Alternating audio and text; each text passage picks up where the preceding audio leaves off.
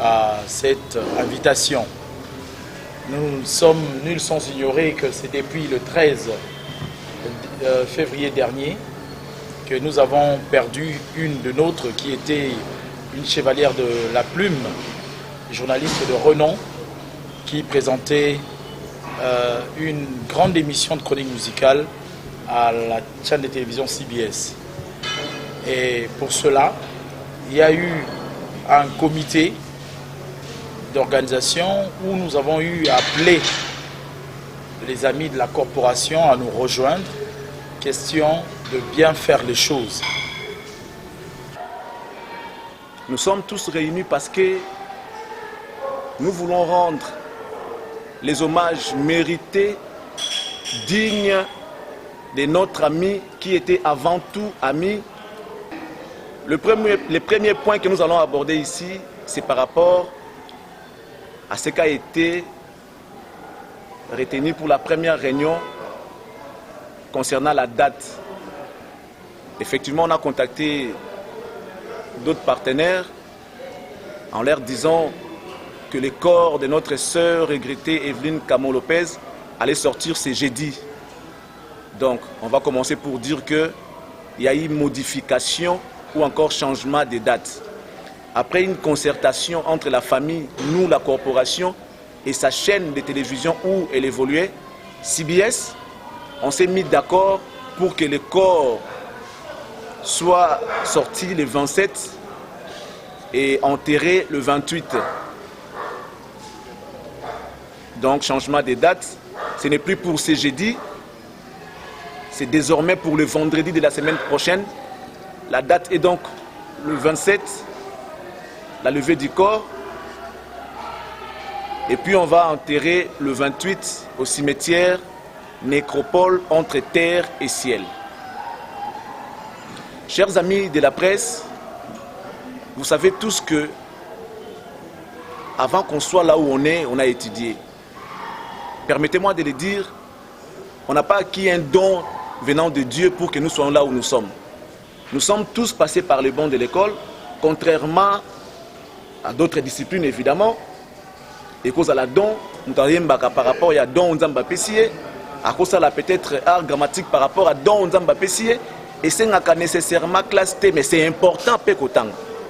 Mais biso sika tokomi, et c'est qui na biso tanga pour tokomi sika tokomi. Donc, j'estime que moko na biso a cause la preuve ya mayele oyo azanango ou azwa ki na kelasi. Mon ami a dit tout à l'heure que tobengi bino pour la conférence de presse. Tozape ba kondité, ezaka ke na lisanga ya bato bapona kata msusu mutu moko to bato ndambo po bakamba makambo ki na ndenge elongo bani. Ça veut dire quoi? Nous qui sommes désignés comme comité d'organisation, toza ba kondité. Nous faisons appel ici à l'unité. Nous voulons que nous soyons au moins pour une fois unis pour tokundande kona biso na ndenge elongo bani. Kokundaye na honneur ezaka kambongo to babiloko ya cherté.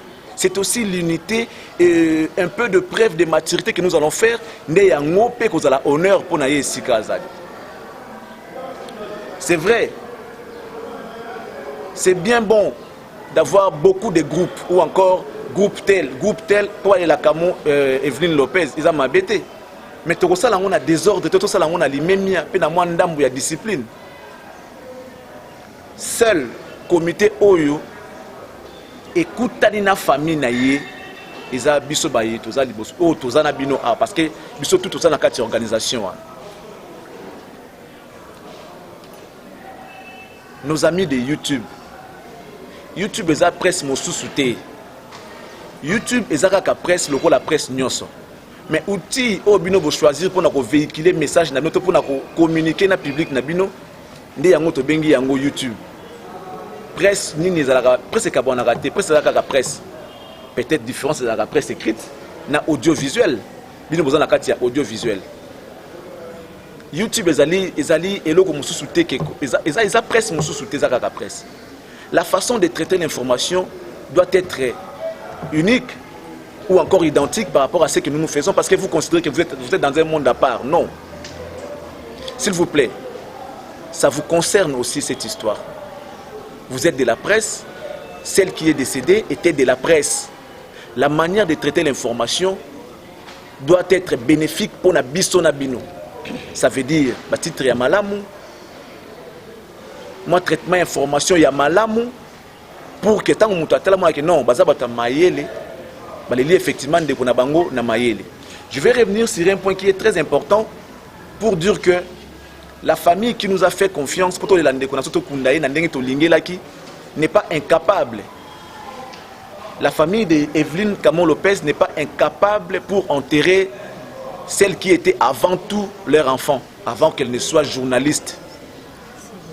Sa chaîne de télévision n'est pas incapable, là où elle évoluait, n'est pas incapable pour enterrer son personnel. C'est incapable. Bissonet au Sengaki. Parce que s'il ne s'agissait que de l'essentiel, sa famille peut le faire. Sa famille biologique d'abord pourrait le faire. Ensuite, sa famille professionnelle qui est CBS pouvait aussi le faire. Tolobaki Boye. Tolinto qui n'a au-delà de l'estimation de Bissomoko par rapport il y a l'autre groupe sandekonazo pour Nambalasuka. Akolia Kambongo ya ndeko msusu te ya songolo pakalate parce qu'il y a si accueilli. Pour elle, c'est fini, la vie s'arrête là, c'est fini, c'est fini, c'est fini. Si vous avez la vie, mon sous après, peut-être Tokutanaka. Mais pour aujourd'hui, elle est partie, elle ne reviendra plus. Batoba Okendaka ba voyage, toi ne liquette bakozonga tokomona bango. Un exemple typique, je vois mon amie Patricia Moutonkole qui est là, ça fait plus de 10 ans que moi en athée. J'en profite pour te dire bonjour, Patricia Moutonkole. Voilà, donc mon bembo eza liwate, Moutata Kei, un jour. Mais Evelyne est partie pour ne plus revenir. Il s'est acheté un billet qui n'a pas de retour. Elle ne reviendra plus. S'il vous plaît, chers amis de la presse, j'insiste, faisons preuve de l'intelligence et de maturité. On s'était dit, nous amis, nous confrères, nous concerts, nous nous sommes dit, Tolingi to kundaye. Tout ça, comment? Bisomoko to cotisé. Bisomoko d'abord. Tant on dit que c'est que tu es capable de faire quelque chose. Joey Atie, Carlos Moudjani Atie, je vois Franck Stéma, Bébé Bercy, Virginie Manganga, Élisée Luambo, Mishmima, Toté Bambon, on a Bissotoloba qui a boyé. Organisation mon côté net, il y a Bisso boyé sans but lucratif et marchaka, sans cotisation. Tout ça, il y a pour Bisso. Nous devons nous-mêmes cotiser. Nous allons nous prendre en charge nous-mêmes. Imaginez, on s'était dit dans la réunion que Bissomoko va prendre $50 à chacun. Ça peut faire quelque chose. Ça peut faire quelque chose. Si tout le monde mettait son $50, évidemment avec les 10 qu'on avait demandé pour nous ça, besoin, ça fait $60. Si tout le monde mettait $60, on n'aura pas besoin d'aller toquer à la porte de qui que ce soit. Croyez-moi. J'ai vu des titres. Bref, on a vu des titres. Là-bas, Internet, Maman Denise, Koundela Bisso Evelyne, parce que tu as quitté. Ce n'est pas vrai. Ce n'est pas vrai. Abed Achour, journaliste Baleli, Zola Bango, quoi ça c'était quoi encore la salle? Non, c'était la salle qu'on a demandé miséricorde. Même si on voulait demander de l'aide. Et ça, la mandé on atteint, s'il vous plaît. Et ça, la mandé on atteint. Ou alors, tout le baquet, bissoté, ça est la bisso. La famille nous a fait confiance lorsque nous sommes allés la voir. Tout le bien la famille bouille. Maman, papa, tout yebi qui vous a dit ma coquille au kunamo en abinoté. Mais elle n'est pas, pardon, enfant comme tout autre enfant. Elle vous appartient, certes. Elle vous appartenait parce qu'elle n'est plus. Mais aujourd'hui, à Komaki Yamboka, Yamokili, s'il faut même le dire international, parce qu'elle avait ses fans en dehors de nos frontières aussi. Donc, les Kamboa Moto, Ayebana, et Zarasou, la famille, c'est normal. Biso Sengaki, toute sa famille, Azaraki Ndekona Biso, Azaraki Pe Moninga Nabiso. Donc, au départ, on s'est dit que nous sommes capables de les faire. Contrairement à ce qui circule dans des réseaux sociaux. Ceux qui battent Sunga Biso, ils ont m'abêté. Ça pourrait encore faire un plus, ils ont m'abêté. Mais tout ce qui est dans le quoi bateau bazanga maël était sorry pour le terme. Nous sommes journalistes. Nous sommes la presse, nous sommes 4e pouvoir. En termes de décision, évidemment, Yamboka. Nous sommes 4e pouvoir. Donc, si nous avons un souci, on sait où aller toquer. On sait où aller toquer. C'était ça le deuxième point. Et c'est un peu d'arranger la façon de traiter l'information et vos titres. Tout le monde peut amener son apport. Peut-être moi, image, ça peut faire affaire. On est d'accord. Mais bah, titre, n'a pas beaucoup de ça. Titre et puis c'est dit bon, c'est bon, hein, j'ai compris. Or que il y a contenu mettez des titres propres. Ceux qui chaînent il n'y a pas de problème. Mettez des titres propres. Et il y a eu même des gens qui ont allé filmer, selon ce qu'on a appris hier, les installations hygiéniques de Evelyne. Pour en faire quoi? Pour en faire quoi, chers amis? Pour en faire quoi? Tolingite après Matanga et comme Makambo et comme Anandé, tout le monde a bandé comme sous parce que ça va nous servir d'exemple. Et comme Ateke, Ezalaki Boye, Azalaki Boye, Asalaki Boye, c'est aussi, ça va aussi de votre image. Parce qu'elle était avant tout journaliste comme vous. Si vous ruinez son image, mais n'est-ce pas qu'ils appellent l'image de nous des autres qui n'a pas bébé? Vous avez intérêt de protéger l'image de celle qui est partie. On a tous intérêt de donner une bonne image d'elle aujourd'hui parce qu'elle n'est plus. Elle ne saura même pas se défendre parce qu'elle ne va même pas voir. Tant que non, peut-être par exemple, Akoufa qui n'a 10 kilos, alors qu'elle n'a pas est normal. Alors se défendre comment? C'est fini, c'est parti. C'est resté comme ça dans la tête des gens. Elle était votre sœur. Elle était notre sœur. Elle était notre consoeur. Le respect des morts, s'il vous plaît. Et ce n'est pas n'importe quelle mort, c'est là parce que les gens qui veulent ternir l'image des Camon Le Peuple aujourd'hui doivent savoir qu'elle était comme toi. Il n'y a même pas 2 semaines, même pas 1 semaine, elle était vivante. Elle était comme toi. Et Boye bipé bien, Ningazalaki. Boye bipé bien, Evelyne, comment elle était. On les met comme ça.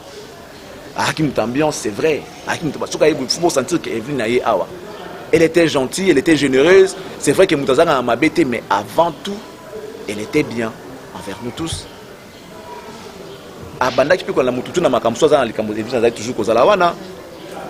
Elle était toujours présente lorsqu'on avait besoin d'elle. Toko Misaliwan a été si jeune à Rosala Mombongo. Parce qu'après, les gens vont regarder seulement l'intérêt na bango, je vais me faire beaucoup de vues. Et quand c'est la Ngambong, on a YouTube et tout, mais tu le fais. Oliambong Amabe. Oliambong Yamabe. Les musiciens vont faire la rabomon, on a combien d'unités tout autour de ça. Mais mingi, toujours la bisona binote, parce que les autres viennent de le dire, le sens que oh, il y a des journalistes, il y a TV, il y a Internet, il y a tel bruit. Oh, il y a Koufi, Aza, Moko, Nabiso, s'il vous plaît.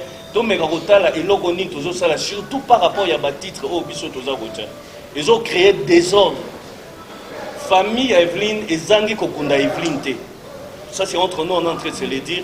Ou bien Batumisu Bazan Kokunda été. Mais biso, tellement que Azaki Moutumo, Tozaki n'a pas affinité, Tozaki n'est presque pembeni. À tout moment, les Asango Yamaoya passe comme les biso. Alors évitons de créer des isanies ou bien de problèmes tout autour de tout cela. Totika la bomoko comme on est en train de le dire. Alors, dans la Kisaka Moutou, Koufi Aza journaliste Azara Moutou, il y a tout droit, il y a droiture en fait, on allait dire cela. Jour il y a matanga, j'espère, tout le Bélangon a cordon il n'y a pas très longtemps. Ozan a besoin de filmer, Ozan a besoin de quoi que ce soit, et les camps désordres, comité Eza Awa. Oye, on s'inscrire, soit papier sur badge, Monique Oza vraiment un nom pour faire ce travail-là. Tu viens, tu les fais pour que nous évitons, titre au hôtel à l'Obaki Boye, à Bédacho à l'Obaki Boye, mon titre, moi, journaliste, Soani, Bundi, pour Nambongo, ya Matanga, ya Evelyne. Naomi, tout Nambongo, journaliste, en organisation, journaliste, Soana, Kina, Bakina, Bunda, Bazawa, Pito, éviter. C'est vrai que. Il faut refléter. Au titre, c'est vrai, surtout dans les journalistes, au titre, ton dimi yango. Mais titre, on va refléter quand même contenu yango. Mais si on a un titre pour votre bataille, mais contenu, on a quantité. Et s'il est créé un problème, alors si réellement on est là, parce que biso, ne bon mon biso, nous sommes tous à Salama, tout ça, on a heure, nous sauté. et puis kosangana oyo eza mpona esengo te, eza mpona matanga. Na mutu aza na ndenge na ye ezalaki na affinité na ye par rapport à la personne qui est morte en fait. Donc c'est-à-dire selon oyo azomiyebela, selon ndenge mpe azoya kokotize, c'est que ça n'est pas si po asala ngo. Mais ceux qui ont comme un problème, titre, tout ça, c'est que tout le monde on est donc, et là, on a plus, organisons-nous, on est ensemble, presque, et ça, comme les autres.